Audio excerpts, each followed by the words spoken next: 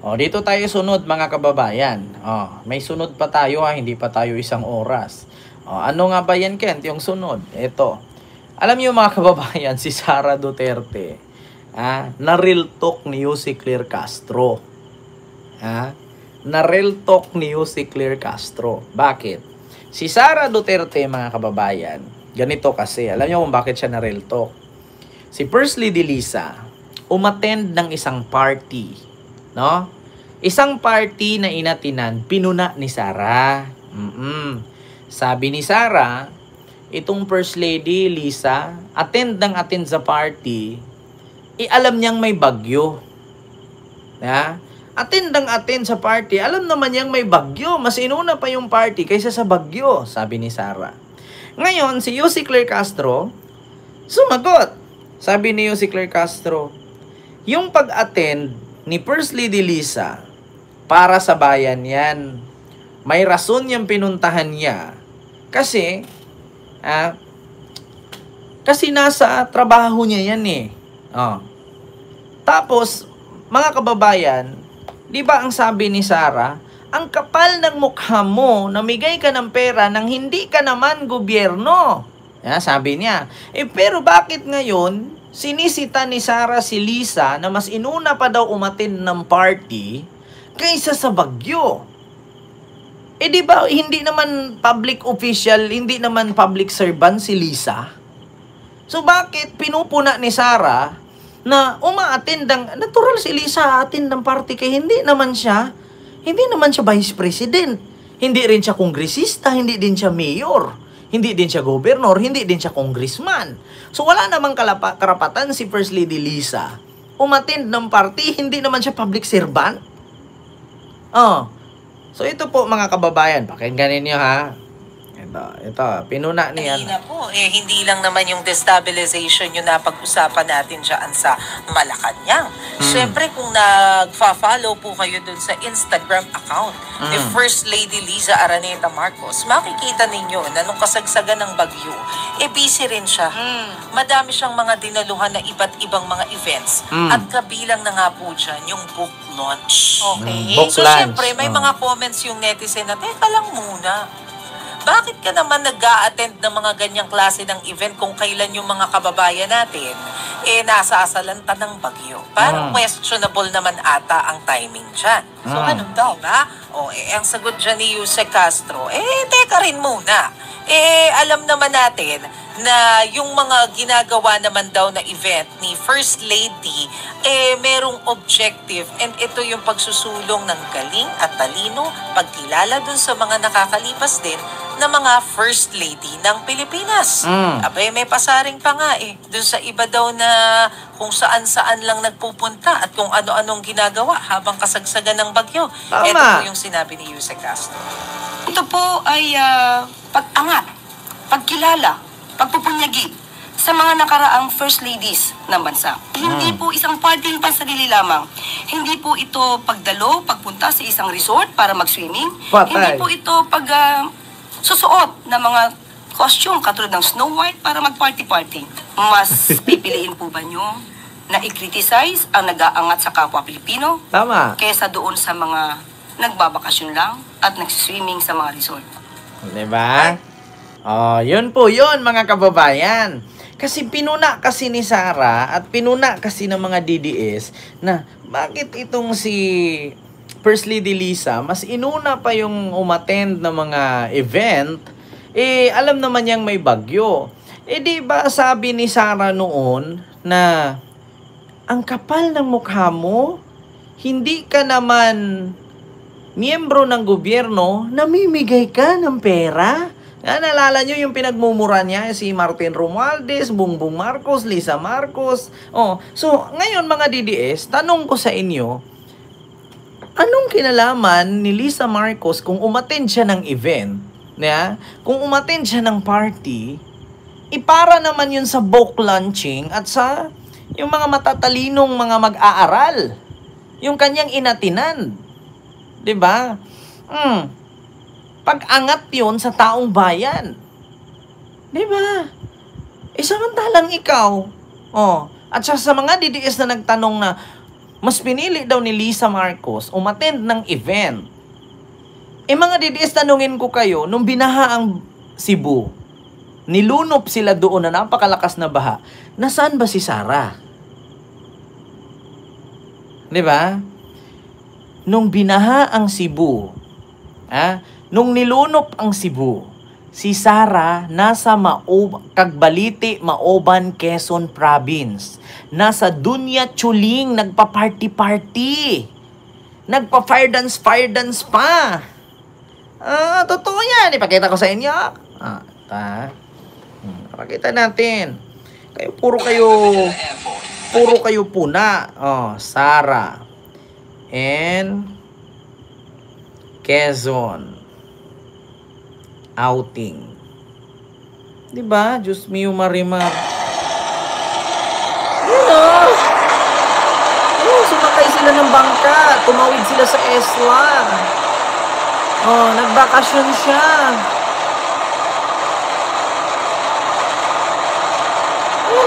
Sino ba yan? Sumakay ng bangka. Pumunta ng Cagbalete, Quezon, Doña Chuling Resort.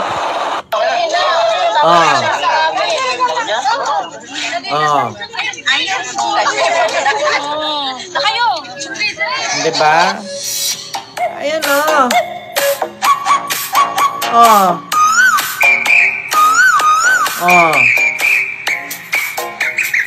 diba? Nagbabala ang pag-asa. Sitaan nyo yan. Si Sara ng Pilipinas, so walang ginawa kundi mag-outing habang binabagyo ang Cebu. Asa ng tulong galing sa kanya, nanalo ka pa naman sa Cebu. Ito ba yung BP Sara ng Pilipinas, so walang ginawa kundi mag-outing habang binabagyo ang Cebu. At kita nyo yan? Tapos, magtatanong, bakit si Lisa mas inuna yung event? Ano ba yung event na inatinan ni Lisa? Di ba yun yung book launching? At yung meron pang yung mga, ang tawag doon, mga Boy Scout at Girl Scout yata, yun. Samantalang si Sara, anong ginawa niya doon sa Cagbalite, Maoban, Quezon Province, sa Dunya Chuling Resort? Ano yun, nag-attend din siya ng event doon? May ginanap ba doon na patungkol sa kababayan nating Pilipino? So, event din ba ng government yun? Yung may magpa-fire dance, tapos nandun si Sara nakaganon? Kaya sabi ni si Claire Castro, di ba? Yung inatinan ni First Lady Lisa, ikakaangat ng Pilipino yun. Nakakatulong sa bayan yun. Hindi siya pumunta ng party at nagsuot ng Snow White. At hindi siya pumunta sa resort na magagala lang. Kahit may bagyo, wala siya sa pamilya niya kasi inatinan niya yung isang event para sa taong bayan. Diba? Biruin mo, may bagyo na lahat-lahat. Si Lisa nandito, si BBM nandun, si Sandro nandun. Di ba dapat pag may bagyo, buong pamilya magkakasama? Para in case man bagyuhin, magkakasama kayong lahat? Buti pa si Sara, pumunta doon. Sino mga kasama niyang pumunta doon? Di ba? Alam niyo, sa totoo lang, sa tanang buhay ko, ilang Vice President ang dumaan.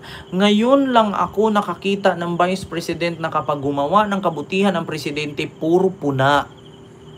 Diba? Ngayon lang ako nakakita ng Vice President na walang ginagawa, kundi binabantayan niya ang ginagawa ng Presidente. Kulang na lang ipapatay niya ang Presidente para siya yung pumalit Napansin niyo ba, mga kababayan? Sa dinami-dami ng naging Vice President sa ating bansa, si Sara lang ang bukod tangi na walang ginagawa, puro puna. Totoo naman. Ano bang ginagawa niya? Yung libro? Do you think yung libro niya, pag nabasa ng pilay, nagkakaroon ng paa? Do you think yung libro niya na pag nabasa ng bulag yan, nagkakaroon ng mata at paningin? Do you think yung libro niya, pag nabasa ng mga senior citizen niya, nagkakaroon sila ng maintenance na losartan? So, anong maitulong ng libro? Ang libro niya, kapag napunit niya, napunta sa kanal, magbabara yan. Magkukos pa yan ng baha. Kung yung 100 million na pinundo niya sa libro, kung hinanda niya yan sa opisina ng Office of the Vice President, para kapag may dilubyo, may baha, madudunit pa niya. Diba?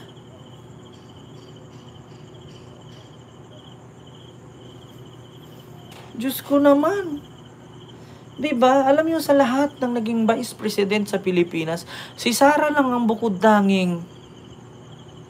Pag may nagawang kabutihan ang presidente, pupunain. Kapag walang ginagawa ang presidente, pupunain. Kapag may ginawa, sisiraan. Kita niyo yan?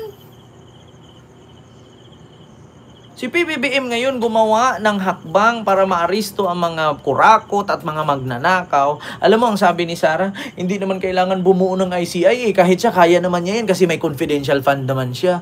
Hindi na lang siya tumulong. Pupunain pa niya. Pero hindi niya naisip yun. Lahat ng mga naiisip ni PBBM, kinukontra niya. Tapos may suggest siya. Nagbibenta ng 20 pesos ang kilo ng bigas. Kaya naman magbenta niyan pero hindi ko lang ituro sa kanila. Kaya mo pala Ba't hindi ka gagawa ng sarili mo? Diba? Ngayon gagawa si PBBM na ipakulong yung mga korap. Kahit naman kaya namang ipakulong agad yan Diba? Tapos, tingnan nyo, pag may napakulong ng mga korap niyan, sasabihin na naman nila, bakit hindi kasali si Romualdez? Diba? Literal na palaka. Diyos ko naman. Alam mo, kulang na lang talaga kay Sara, ipapatay si PBBM para siya na ang pumalit.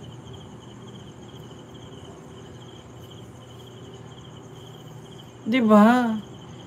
Diyos ko na, alam niyo si Sara, hindi ko alam kung ano ba talaga ang ranggo ni Sara sa Pilipinas? Ambasador sa buong mundo? Ano ba siya, Miss Universe? Ambassador of the Universe to the Philippines? Kasi iniikot niya ang buong mundo Mapa-Europe, mapa-Asia, Saudi Arabia, Arab country, para lahat inikot na niya. Ba't hindi na lang kasi tinilaga ni PBBM dyan na ambassador to the universe, ambassador of the universe to the Philippines? Diyos ko naman. Dito ko lang talaga napansin na kada may gagawin si PBBM, may puna siya. Tapos bukod sa puna, meron siyang isasabi na, ako kahit walang ganyan, kaya ko yan Pero wala siyang ginagawa. Tapos kapag may nakita siya na huli ang kilos ni PBBM, tignan mo, presidente ka, tapos late kang gumalaw. Pero siya, wala siyang ginawa. Diba, kita mo? Tapos pag may bagyo, sasabihin niya, tignan mo, may bagyo na lahat-lahat, ang bagal ng ayuda. Pero siya, asan? Nasa ibang bansa. Sinong gumalaw? Yung mga staff niya. Pero siya, ang sahod niya, Vice President. Pero yung staff niya, minimum. Kita nyo yan. Tapos ipagyabang niya doon, magpa-press con siya bigla. Ako, ang opisina ko ay nagawa ko ng ganyan. Hindi naman siya ang gumawa, kundi yung spokesperson niya. Yun naman yung umikot sa ulanan Yun yung gumapang sa bahaan. Diba? Hindi naman siyang pumunta doon. Yung mga staff niya. Kung tutuusin nga yung buong sahod ni Sara, sa loob ng 6 na taon, doon dapat niya sa staff yan ibigay, hindi niya kunin. Kasi wala siyang kwenta. Diba? Wala siyang kwenta. Dapat yung sinasahod niya sa loob ng 6 na taon, dapat doon niya ibigay sa mga staff niya sa Office of the Vice President. Kasi yun yung mga nagtatrabaho, yun yung mga gumagalaw. Dapat doon niya ibigay sa kanyang spokesperson. Kasi siya wala siyang kwenta. Bakit, mga kababayan, ramdam nyo ba na may Vice President tayo? Di ba wala? Hindi ko man lang nabalitaan na, ang Vice President naglunsad ng isang programa, nag-cutting of ribbons. Wala akong nakita. Pero ang aking nakikita, nandun sa Dahig, nandun sa Japan, nandun sa Korea, nandun sa Malaysia, nandun sa Singapore. Wala akong nabalitaan. Ang opisina ng Office of the Vice President. Ayan, nag-cutting of ribbons kasi nakatanim ng isang puno ng kahoy. Putang ina. Nagtanim ka nga ng isang puno ng kahoy. Tapos pagkabukas, binagyo naman. Makakatulong ba yung isang puno ng kahoy na yan? Kung bukas binagyo rin. Diba? Tignan mo, nagtanim siya ng isang puno ng kahoy. Pagkatapos, inulan ng malakas, asaan na yung punong tinanim niya? Diba? Nagtanim siya no, nagpicture pa bago tinusok sa lupa. Tapos pag uwi niya, pagkabukas, lumakas yung ulan. Nasaan yung puno? Sinipsip ba yung tubig ulan? Wala yung puno. Nalanta. Inanod ng baha. Diyos ko. Dapat kay Sarah naging vlogger na lang siya eh. Kasi kung saan-saan siya napupunta. Tapos kunwari pupunta siya sa ibang bansa. Kasi daw na depressed daw ang mga Pilipino. Depressed ba talaga o nangangampanya? Sino kayang pinagluluko nila? Akala siguro nitong mga DDS, sila lang may utak. Huy, gising na kami. DDS din kami noon pero hindi kami bobo. Diyos ko. Akala siguro nitong mga DDS, ganyan. Diyos ko. Tsaka na kayo magyabang mga DDS. Kung walang makukulong sa hanay ni Digong. Puro kayo yabang, puro kayo magaling, puro kayo ganyan. Abangan nyo na lang 2028. Paano kayo nakasiguro 2028? Kung si Bato nga makukulong na, si Bongo makukulong na, pati si Sarah. Sinong 2028 ninyo? Ay, sorry, nasabi ko. Sorry. Sinong 2028 ninyo? Si Baste. Iwan ko lang kung manalo yan. Kaya napansin ninyo, si Baste ang tatakbong presidente sa 2028 kasi alam nila, si Bato makukulong. Si Bongo makukulong. Si Sarah makukulong. Ay, sorry po, nasabi ko lang. Magbitaw na naman ako dito ng challenge? Magilit ako ng leeg pag hindi nakulong si Sarah? Ganun na naman ba? Ganun ba? Gusto nyo mag-challenge ako? Kasi yung challenge ko na magilit ako pag hindi pag makauwi si Duterte, wala eh. Di ba? Wala eh. Diyos ko, ayaw ko na muna. Siguro, paabutin muna nating makulong si Bongo tsaka na ako mag-challenge. Mga kababayan.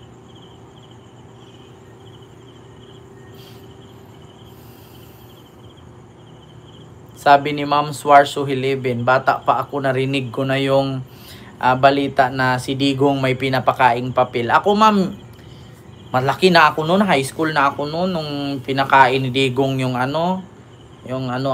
cheque ata yun, pinapanguya niya, pinapalunok niya. 'Di ba? Alam niyo sa totoo lang hindi pwede yung ganun. Kahit sabihin mong masama yung tao, hindi mo dapat ganun na ipakain mo yung cheque. Dapat parusahan siya, kasuhan siya, or dalhin sa tamang forum. Hindi yung ipakain mo sa tao yung papel. Human rights yun eh. Kasi hindi na wala sa batas yun na kapag nahuli mong gumawa ng mali, ipakain mo yung papel. Wala kalapastangan yun. Ginawa mo ba namang yung tao? Ginagawa mo ba namang basurahan? Di ba? Labag sa batas yun, yung ginawa ni Digong. Instead na yung tao na naggumawa ng mali, na pinakain niya ng papel, siya pa dapat ang makulong nun. Yun eh, labag sa human rights yun eh. Actually, hindi naman tayo baguhan, no? So deserve naman niya talaga ngayon na makulong sa dahig kasi human rights violator talaga siya. Di ba? Kaya yung pinakain niya ng papel noon, isa lang ang masasabi, deserve niya yan. Alam nyo, yung pinakain ni Digong ng papel na pinalunok niya, yung cheque yun eh. Yan, yung cheque yun, pinarunok niya. Araw-araw siguro si Digong sinumpa at pinagdasal nun. Di ba? Ngayon, tignan nyo. Kung nanood man sa akin ngayon yung pinakain ni Digong ng papel, ma'am, yung Yung galit mo kay Digong, nasuklian na.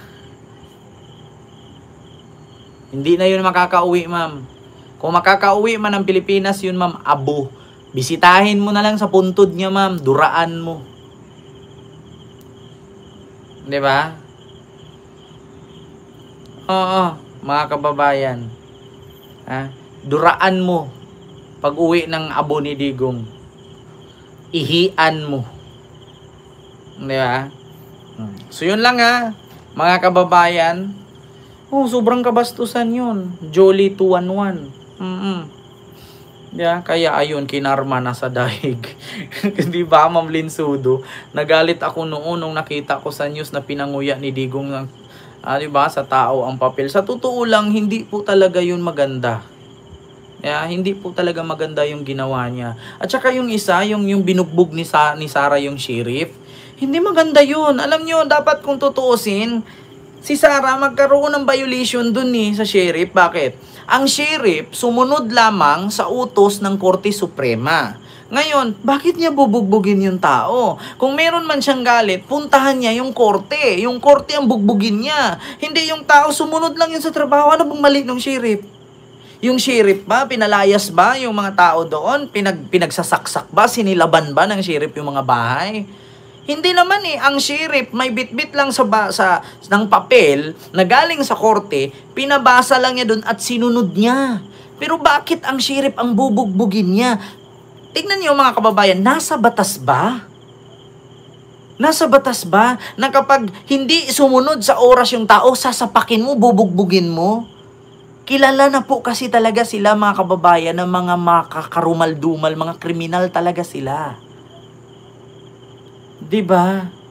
Kaya sa totoo lang, yung Davao, tahimik lang yan pero marami ng galit dyan sa kanila. Maraming galit dyan. Ayaw lang kasi magsalita ng mga taga Davao kasi bakit? Nasa power lahat ang mga Duterte. Kasi kapag nagsalita sila, either padalhan ka ng pulis or ipatawag ka sa City Hall, tatakutin ka. So, ano bang kalaban-laban mo sa nasa power sila? Pag i-demanda mo naman sila, wala din power. Si Kibuloy nga, ilang beses demanda, nabura lang. Diba? Ang mga Davao ngayon, papit yan nila. Ang mga taga Davao, papit yan sila. Ayaw lang talaga nila magsalita. Kasi bakit? Natatakot sila. Yun ang totoo. Pero pag wala ng mga Duterte na kaupo dyan, sabi ko sa inyo, ang daming mga lumalabas niyan sa media, yung mga saluubin, yung mga sakit sa damdamin na tiniis nila ng halos ilang dekada. Nako. Tignan nyo, pag mawala yung mga Duterte dyan, tapos iba na ang mamuno, sasabihin agad ng mga tao yan, ay, buti na lang, para kaming nabunutan ng tinik. Bakit? Ang tagal-tagal na namin dito, yung baha hindi talaga maubsan-ibsan. Pero ngayon, nung nabago ang namuno, ngayon pa naresolba na wala ng baha sa amin. Gaganyan yan. Tignan nyo, pag may bagong mamuno dyan, tapos masolusyonan yung baha at traffic. Isa lang sasabihin ng mga tao dyan, buti na lang napalitan. Diba? So yun lang, mga kababayan, yung ating reaksyon ngayon.